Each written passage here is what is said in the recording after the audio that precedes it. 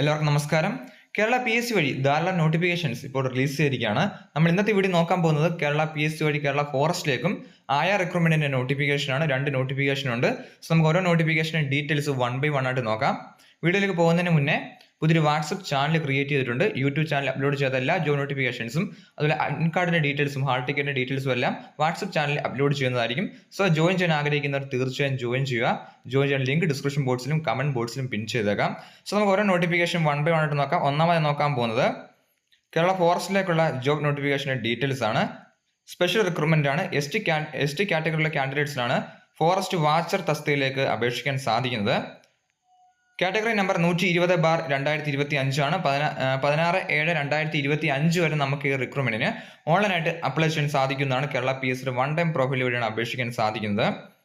23 മുതൽ 50,200 വരെ basic salary ലഭിക്കുന്നതാണ്. ഇത് കൂടാതെ അലവൻസും കാര്യങ്ങളും ലഭിക്കുന്നതാണ്. കോട്ടയം 1 വേക്കൻസിയാണുള്ളത്.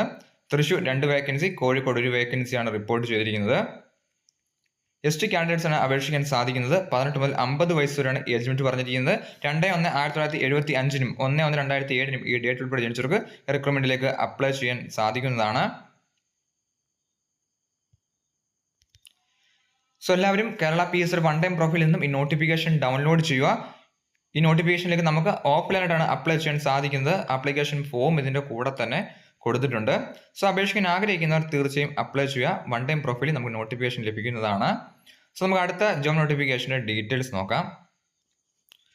അടുത്തത് കാറ്റഗറി നമ്പർ 117/2025 ആണ്. 16/7/2025 വരെ നമുക്ക് ഓൺലൈനായിട്ട് കേരള PSC 1 ടൈം പ്രൊഫൈലിൽ അപ്ലൈ ചെയ്യാം. എന്നാണ് പോസ്റ്റിന്റെ നെയിം. 23 മുതൽ 50,200 വരെ സാലറി ലഭിക്കുന്നതാണ്. ഡിസ്ട്രിക്ട് വൈസ് വേക്കൻസിയാണ്. പത്തനംതിട്ട, ആലപ്പുഴ, കോട്ടയം, ഇടുക്കി, എറണാകുളം, പാലക്കാട്, കോഴിക്കോട്, കണ്ണൂർ, കാസർഗോഡ് തുടങ്ങിയ ഡിസ്ട്രിക്റ്റിലാണ് വേക്കൻസി വന്നിരിക്കുന്നത്. ആന്റിസിപ്പേറ്റഡ് വേക്കൻസിയാണ് റിപ്പോർട്ട് ചെയ്തിരിക്കുന്നത്.